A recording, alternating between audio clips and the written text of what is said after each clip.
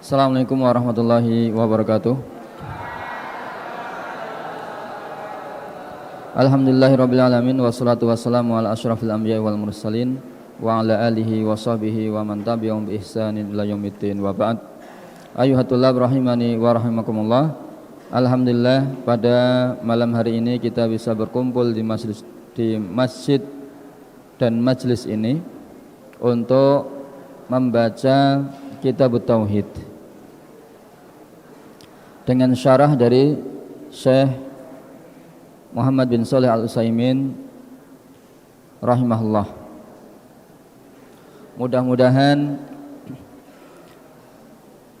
talabul ilmi kita ini dimudahkan oleh Allah Subhanahu wa taala, dan mudah-mudahan amal soleh kita ini menjadi pemberat timbangan kebaikan kita besok di hari kiamat.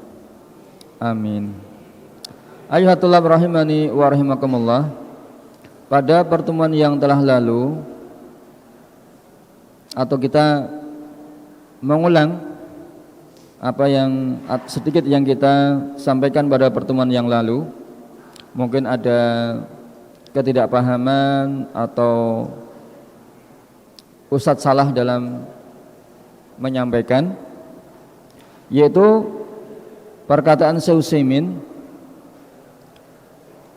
wala qala qailun, seandainya ada orang yang berkata bil iqtisari ala ma fi hadal hadis, dengan meringkas menyingkat apa yang di dalam hadis ini, wa huwa annahum la yastarquna wa la yaktawuna wa la yatatayyarun, mereka adalah orang yang tidak minta diruqyah, tidak minta diobati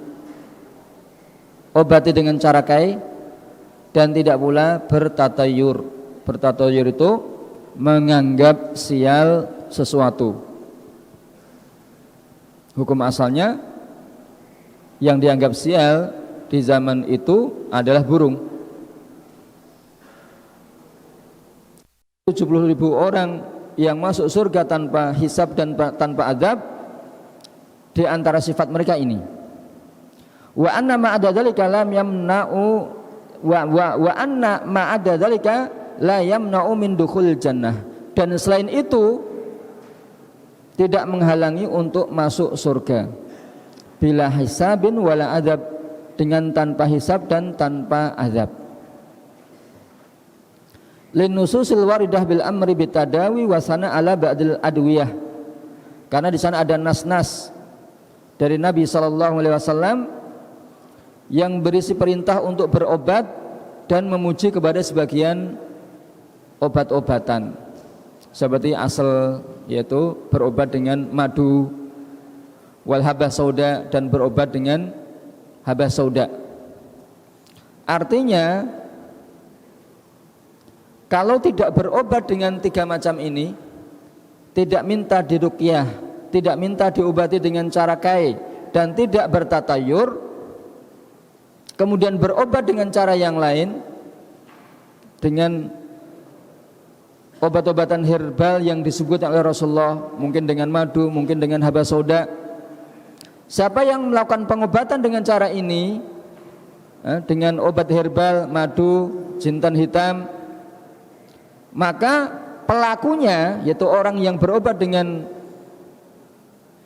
pengobatan yang tidak ada larangannya dalam syariat, maka orang tersebut bisa masuk surga dengan tanpa hisab dan tanpa azab.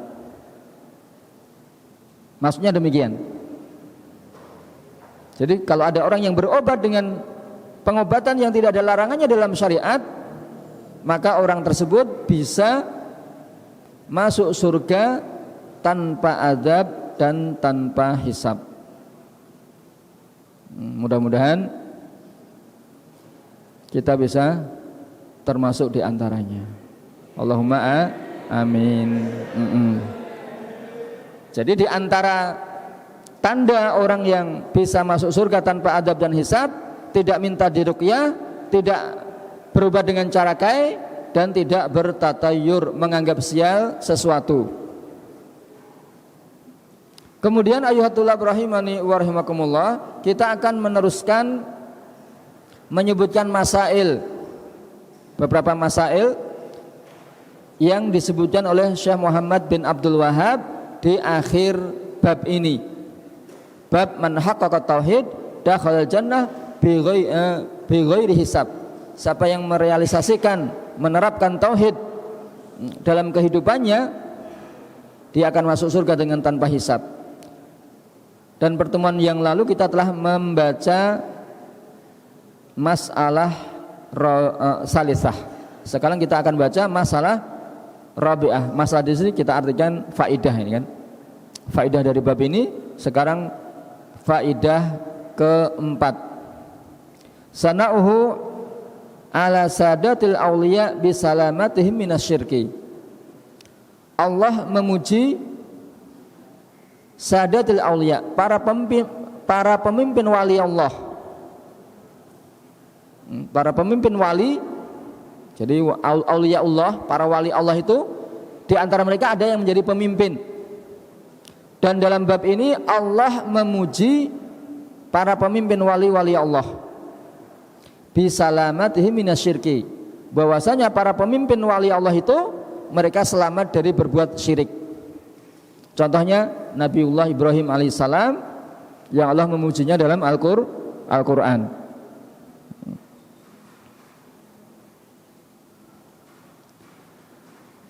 Berdasarkan firman Allah Ta'ala dalam Al-Quran, walladzina hum bi rabbihim la yusyrikun, dan orang-orang yang mereka tidak berbuat syirik kepada Rabb mereka, tidak menyekutukan Rabb mereka dengan sesuatu yang lain.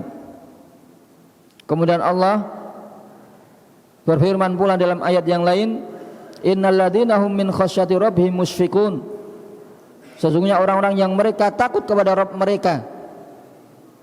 Walladzina hum bi ayati rabbihim yu'minun, dan orang-orang yang mereka beriman dengan ayat-ayat Rabb mereka. Walladzina hum bi rabbihim la yusyrikun, dan mereka tidak menyekutukan Rabb mereka.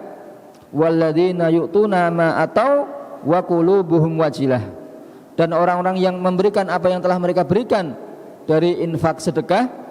Wa qulubuhum wajilah, dan hati mereka merasa takut kepada Allah Subhanahu wa taala. Annahum ila rabbihim raji'un, bahwasanya mereka akan kembali kepada Rabb mereka untuk menghadapi hisab, perhitungan amal di sisi Allah. Ulaika yusari'una fil khairat, mereka adalah orang-orang yang berlomba-lomba dalam kebaikan. Wa hum laha sabiqun, dan mereka terdepan, sabik, terdepan dalam berbuat kebaikan.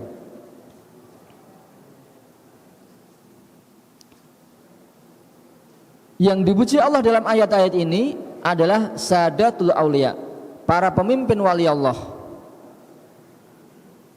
Wa kalamul muallif min babi idhafati sifati ila mausufiha, dan perkataan muallif di atas yaitu min bab, termasuk bab disandarkannya sifat kepada orang yang disifati. Siapa yang disifati? Auliya'u as-sadat, yaitu pemimpin para wali.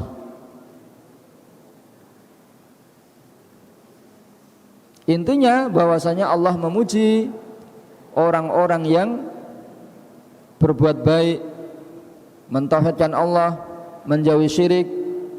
Di antara mereka adalah sadatul auliya, pemimpinnya para waliullah. Siapa auliya Allah? Siapa para wali Allah? Alladzina amanu wa kanu yattaqun, yaitu orang yang beriman dan mereka bertakwa kepada Allah Subhanahu wa taala.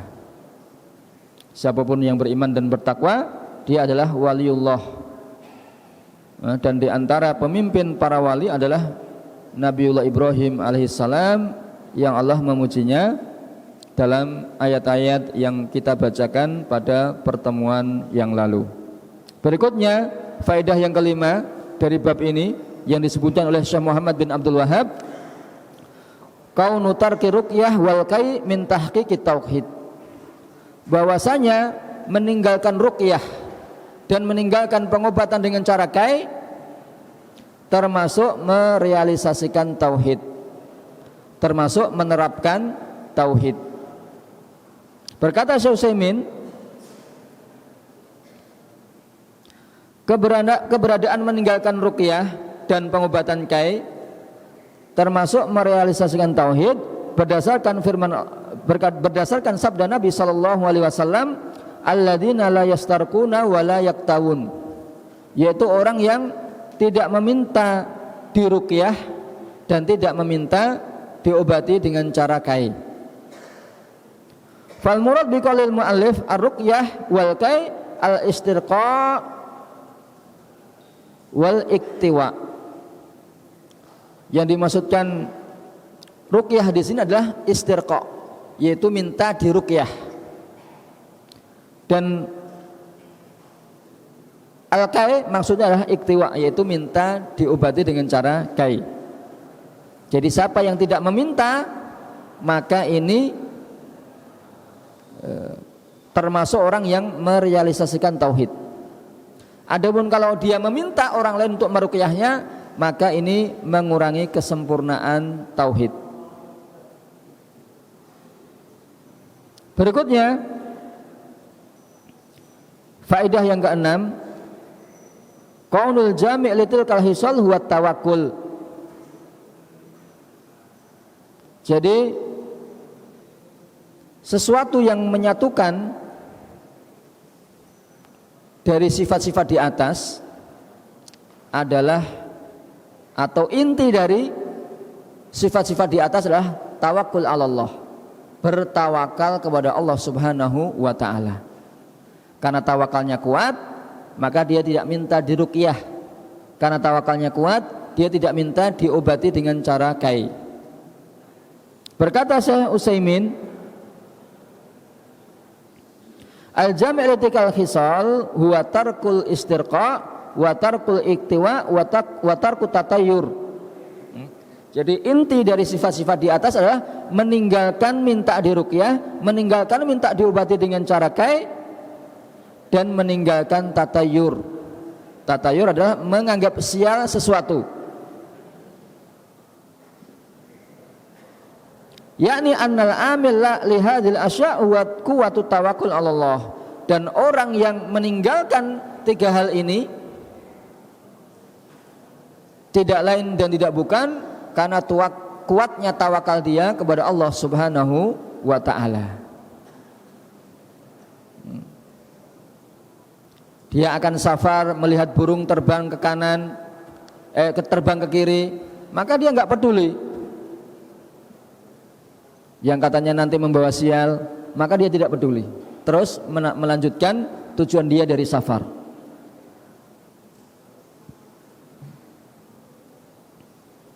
Artinya tawakalnya kuat. Berikutnya yang ke-7, umqu ilmi sahabah, dalamnya ilmu para sahabat, lima'rifatihim annahum lam yanalu dzalika illa bi'amalin, karena pengetahuan mereka bahwasanya mereka tidak akan mendapatkan keutamaan tersebut kecuali dengan suatu amalan. Keutamaan apa? Keutamaan masuk surga tanpa azab dan tanpa hisab. Orang yang bisa mendapatkan keutamaan ini harus punya suatu amalan yang bisa diandalkan di sisi Allah Subhanahu wa taala, sehingga dia mendapatkan keutamaan ini. Jadi dalamnya ilmu para sahabat bahwasanya seseorang tidak mendapatkan suatu keutamaan di akhirat kecuali dia punya amalan di dunia. Berkata Syekh Utsaimin, ay lam yanal haula isabuna alfan hadza thawab illa bi amalin. 70.000 orang yang masuk surga tanpa adab dan tanpa hisab tersebut tidak akan mendapatkan keutamaan ini kecuali mereka memiliki suatu amalan. Wa wajhu anna sahabah hadu fi man yakunu lahu hadza thawab al-azim wa dzakaru asya. Sisi pendalilannya bahwasanya ketika Rasulullah mengucapkan itu, bahwasanya di sana di antara umat Islam ada 70.000 orang yang masuk surga tanpa adab dan tanpa hisab, maka kemudian Rasulullah pergi atau masuk rumah. Kemudian para sahabat mereka memikirkan siapa orang-orang itu. Kemudian mereka ada yang mengatakan mereka adalah orang yang lahir di masa Islam dan tidak melakukan kesyirikan sama sekali. Mereka adalah para sahabat Rasulullah. Setiap orang mengutarakan pendapatnya. Dan yang apa mereka sebutkan itu adalah contoh-contoh orang yang mengerjakan suatu amalan. Jadi para sahabat sangat dalam ilmunya dalam masalah agama. Seseorang tidak akan mendapatkan suatu keutamaan yang mulia di sisi Allah di akhirat kecuali di dunia dia punya amalan.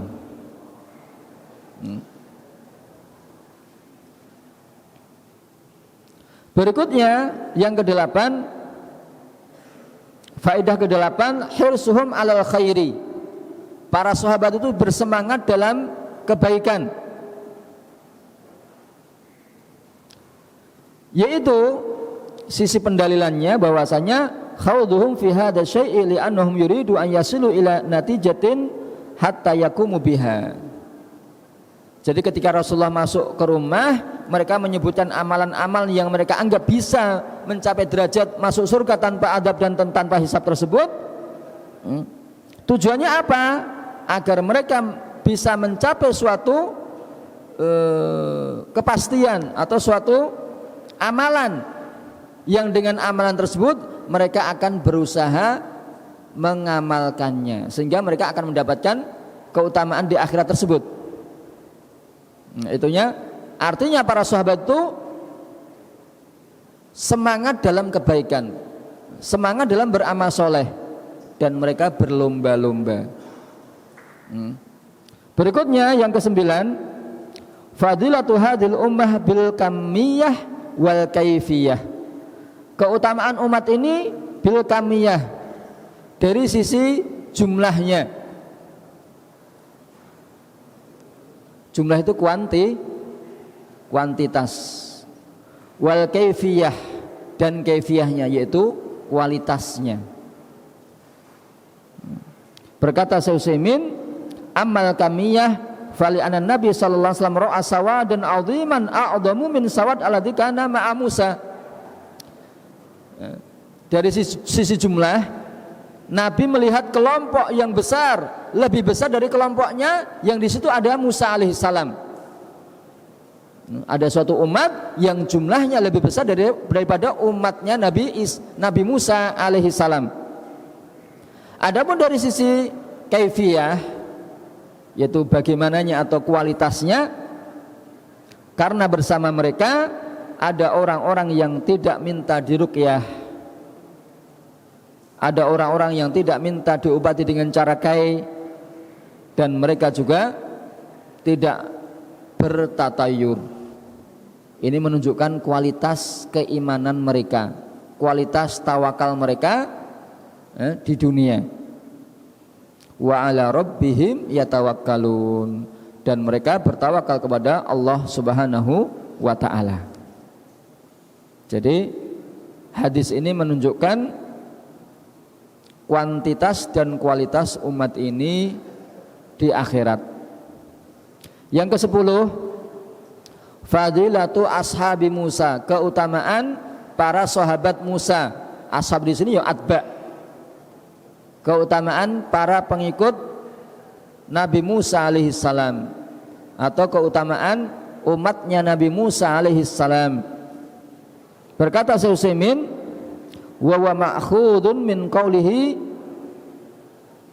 ini diambil dari sabda Nabi sallallahu alaihi wasallam, itrufiya li sawadun azim, ditampakkan di hadapanku kelompok yang besar. Ini menunjukkan fadilah, keutamaan umatnya Nabi Musa alaihi salam.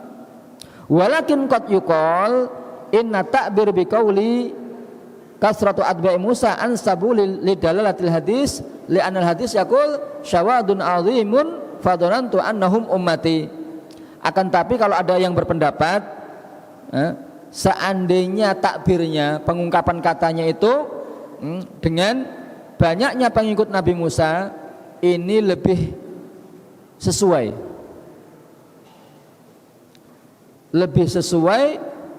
dengan dalil hadis Nabi, karena Nabi mengatakan sawadun azim, ditampakkan kepadaku kelompok yang besar, fadhanantu annahum ummati, dan saya menyangka bahwasanya mereka itu adalah umatku. Wa hadza yadullu ala kasrah, dan perkataan Nabi ini menunjukkan banyaknya umatnya Nabi Musa alaihi salam. Ayuhatullah rahimani wa rahimakumullah. Berikutnya yang ke-11, ardul ummami alaihi sallallahu alaihi wasallam, ditampakkannya atau dipampangkannya umat-umat sebelum umat Muhammad kepada Nabi kita Muhammad sallallahu alaihi wasallam. Kapan? Dalam mimpi Nabi itu. Hadis yang kita baca kemarin kan berkaitan dengan mimpi Nabi. Ketika Rasulullah ditampakkan umat-umat sebelumnya, ada Nabi yang punya satu pengikut, ada Nabi yang memiliki dua pengikut, ada Nabi yang tidak memiliki pengikut. Itu kapan? Hal itu ditampakkan kepada Nabi sallallahu alaihi wasallam ketika Rasulullah bermimpi.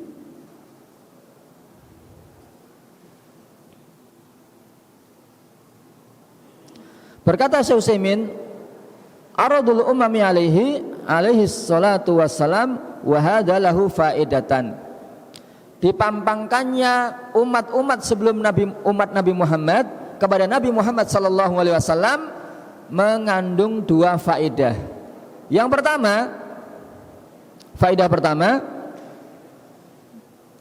tasliyatur rasul. Tasliyatur rasul. Apa artinya tasliyatur rasul?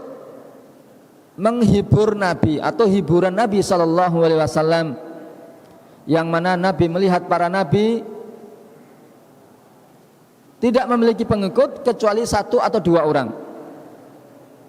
Wa minal anbiya man laisa mahu ahad, dan di antara para nabi tidak ada pengikutnya sama sekali. Maka kondisi semacam ini yang dilihat Rasulullah pada nabi tersebut menjadi hiburan bagi Nabi sallallahu alaihi wasallam. Wa yaqulullah tabaraka wa taala, Allah mengatakan ma kuntu bid'an minar rusul, aku bukanlah orang baru dari para rasul. Sebelumnya ada para rasul yang diberi tugas oleh Allah Subhanahu wa taala untuk menyampaikan risalah, menyampaikan dakwah kepada umat-umat mereka. Dan ini juga menjadi penyemangat Nabi untuk tetap berdakwah, tetap sabar dalam berdakwah. Karena di antara para nabi itu ada yang tidak memiliki pengikut, tapi mereka tetap berdakwah. Maka ini juga menjadi penyemangat Nabi untuk tetap berdakwah. Adapun hasilnya banyak pengikut atau tidak, itu diserahkan kepada Allah Subhanahu wa taala. Demikian pula para dai, ketika berdakwah di dalam kebenaran, dia tidak terfitnah dengan pengikut.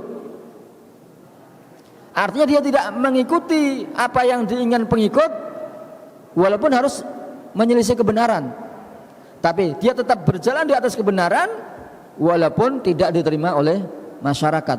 Memang semacam itu kewajiban seorang dai. Kewajiban adalah menyampaikan kebenaran, diterima alhamdulillah, tidak diterima dia telah menyampaikan kewajiban dia sebagai orang yang berilmu.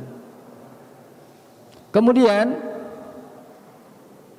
faedah yang kedua yang disampaikan oleh Syekh Utsaimin, bayanu fadilatihi alaihi salatu wassalam wa syarafihi haitsu kana aksarahum atba'an wa afdalahum. Faedah yang kedua, keterangan akan keutamaan Nabi dan kemuliaan Nabi, yang mana Nabi kita Muhammad sallallahu alaihi wasallam adalah Nabi yang paling banyak pengikutnya dan paling utama, paling mulia di antara para Nabi dan Rasul.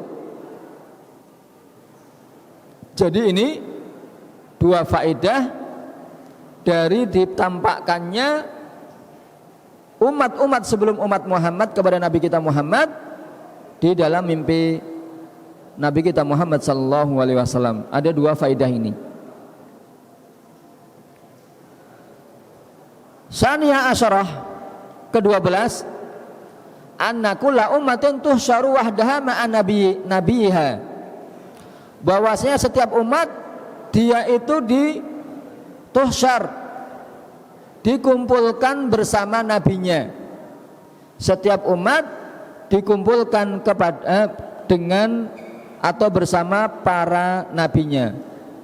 Satu umat berkumpul dengan nabinya, umat yang lain berkumpul dengan nabi yang diutus kepadanya.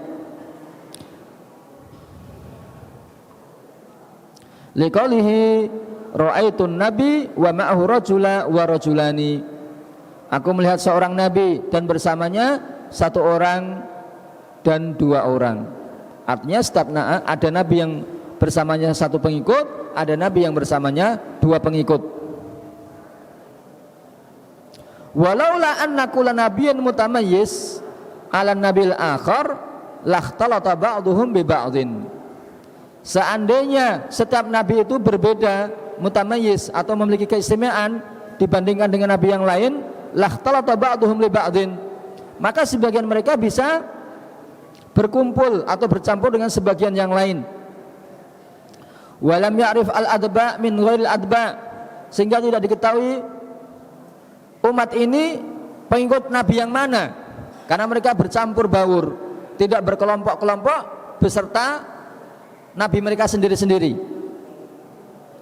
Wa yadullu dzalika qauluhu ta'ala wa tarakum kulla ummatin jasiyah, dan kamu lihat setiap umat itu berlutut. Artinya setiap umat itu berkumpul dengan nabi mereka, tidak campur.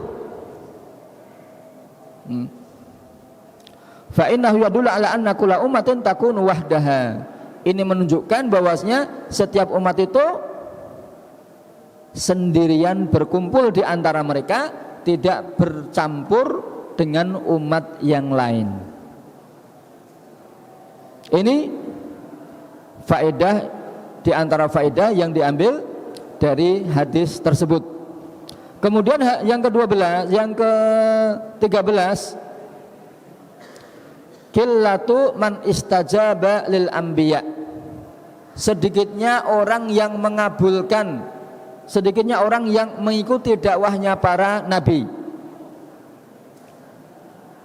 Ini jelas dari sabda Nabi yang telah kita bacakan tadi, wan nabi wa ma'ahu rajul wa rajulani, dan seorang nabi bersamanya satu orang dan dua orang. Wan nabi laisa ma'ahu ahad, dan seorang nabi tidak bersamanya seorang pun. Ini menunjukkan sedikitnya orang yang menerima dan mengikuti dakwahnya para nabi alaihi wassalatu wassalam.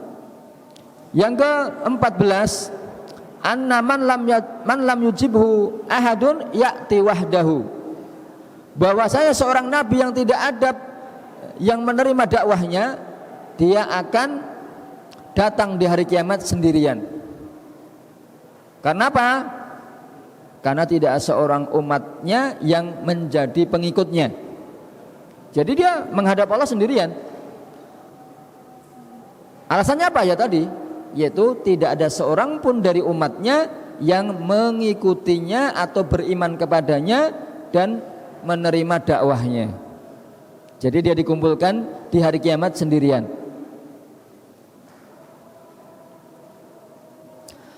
Al-khamisata asyrah, faedah yang ke-15, samratu hadzal ilmi wa adamul ikhtirari bil kasrah.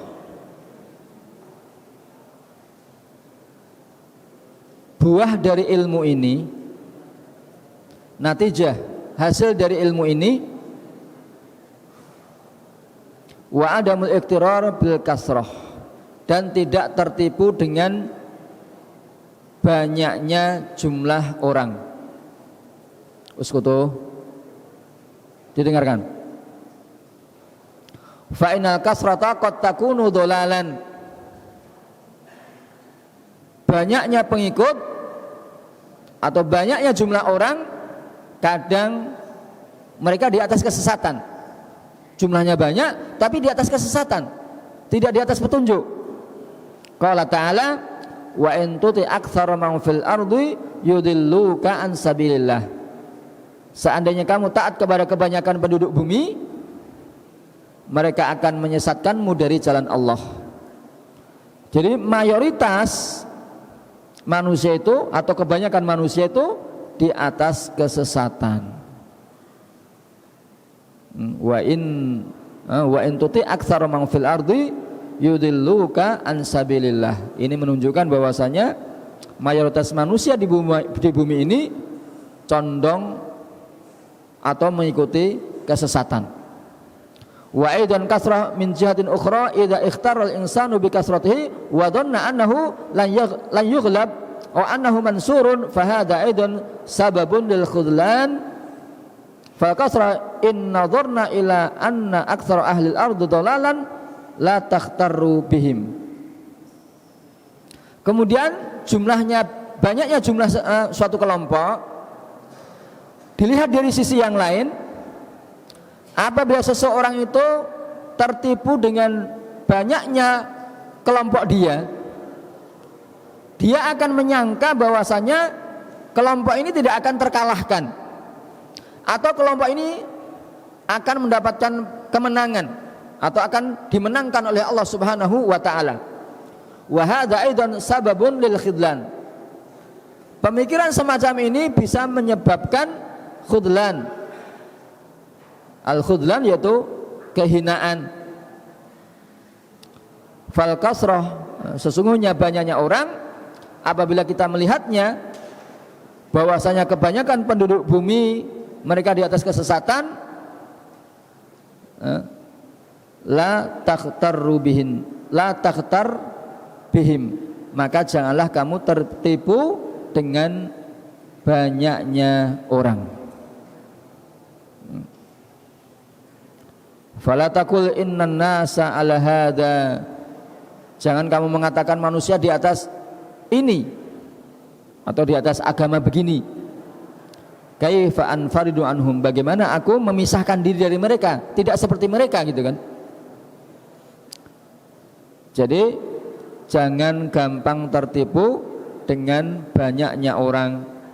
Demikian pula kalau kalian lebih banyak dari yang lainnya, jangan merasa ujub, karena ini bisa menyebabkan ujubnya suatu kesalahan, satu dosa.